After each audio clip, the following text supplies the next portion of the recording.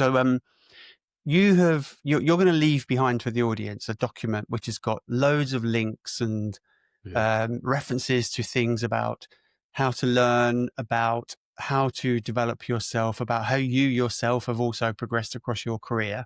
Not in a kind of like, hey, look at me, Kieran kind of way, but in a way that can help other people. But I know that you have, you've mentioned this a few times already, first principles, grounding principles, I beg your pardon. And there are 3 of them. The first one is mastering first principles, and then you have connecting skills, and then you have experimenting. Let's walk through those one by one. What do you mean by mastering first principles?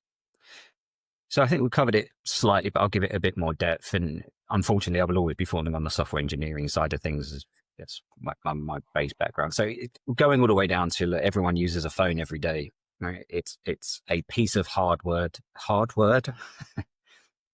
just freeze it. Start again. Yeah. Okay. Let me ask that a question again, right? Yeah. Because then it's easier to cut it in. Okay. And also, I think my intro is a little bit shit, to be honest. So, okay. So Kieran, you are going to leave behind a document which has got lots and lots of links to reference points that have helped you across your career, but can also help everybody else to develop themselves and have a career path. But you have this idea that there are 3 grounding principles that everybody should get hold of, which gives you a solid base from which you can operate. And that allows you to be a specialist to a degree, but also to be flexible, to become a generalist, and to be adaptable. Now, your 3 grounding principles are to master first principles, then connecting skills, and then experimenting. Let's take those one at a time. What's mastering first principles? So I will lean on and stick with the simplicity of the world that I understand, which is within this software engineering and hardware world. And let's just take a mobile phone. Everyone's using it every day. It is a chipboard with a CPU, RAM, various other aspects connected to it. And it connects to the internet by pure magic through Wi-Fi and 5G, right? But within that, and then that's what we understand. That's the broad brushstroke. It just does what it does. But it's interesting when I have friends turn around and go, well, this is broken, or it's not working. Well, I've made the time to understand that almost the first principle of the fact, well, okay, when was the last time you actually restarted your phone? Because you've had 700,000 Chrome tabs open and the RAM is completely flush.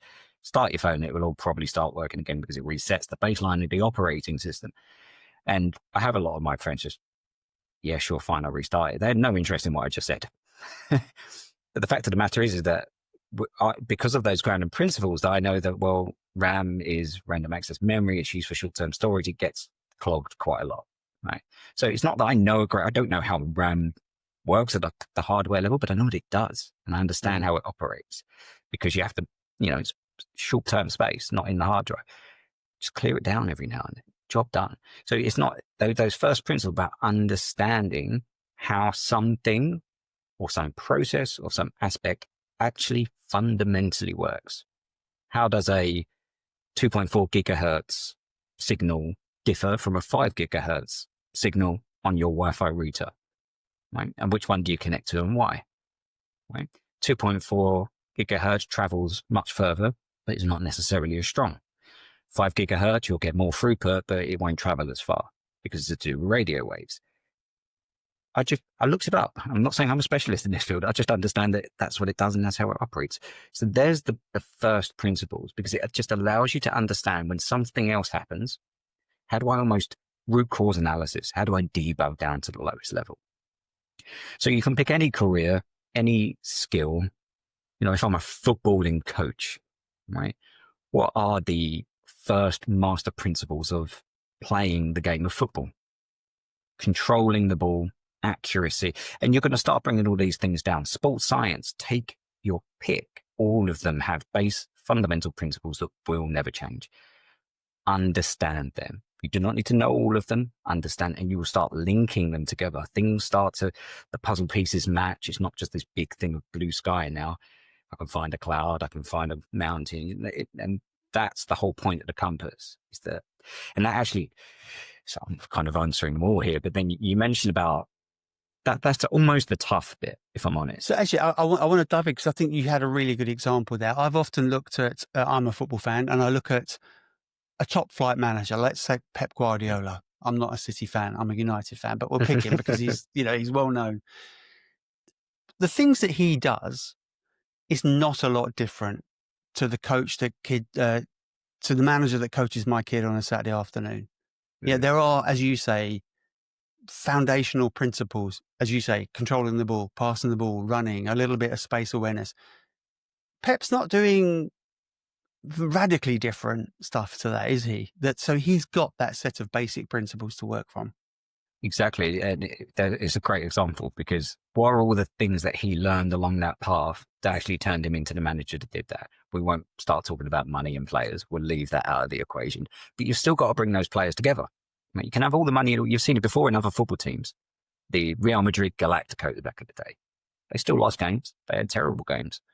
You bring together a load of specialists, arguably from a football perspective in a room. If you had 11 Ronaldos, that team won't work. Mm-hmm. Absolutely won't work, because where's the workhorse? Where's the person who's quite happy not to have any of the glory and just do the right job? It's the same thing, and so to your point, Pep Guardiola would have done other things. He was a footballer. He understands the base first principles, but then what did he learn to bring a team together? What did he learn when the pressure's really on and you're down in that game and you're all struggling? What did he learn in time, and what did he say to turn those players' psyches around to go the extra mile? I guarantee it wasn't from directly just kicking a ball. True. And also he is a generalist in a sense, because he understands how to play football. He understands how to motivate people. He understands how to organize. He understands a bit of strategy. So to a degree, he is a generalist. And you know what, your point around organization there is a really important one. Because I had a few friends who struggled with their career for a little while, and I was like, you are incredible organizers. You are an incredible rallying person that when something's given to you, it gets organized, it's done, regimented to the point of brilliance. You should be articulating that as your base skill. I get things organized and done. Yeah. And you've proven it time and time again. So, and we'll go all the way back to the CV. This is where it fails. If you put "I'm a good organizer" on your CV, no one cares. And it doesn't make any sense. You have to know people. And someone will say, "Oh, it's about the interview." Yeah, but you got to get to the interview first. It's so hard. So it's a dangerous game. I'm talking about, yes, the generalist thing, but I actually want to empower people that once you are through the door, talk about your generalist pieces. People ask about personal hobbies a lot now. And that is actually the only question I feel that gets asked in a job, where I'm looking for complementary capability or capability I don't even know I might need as an interviewer. What have you got? Tell me. It's about you. What have you learned elsewhere? What do you bring to the table? It's exciting.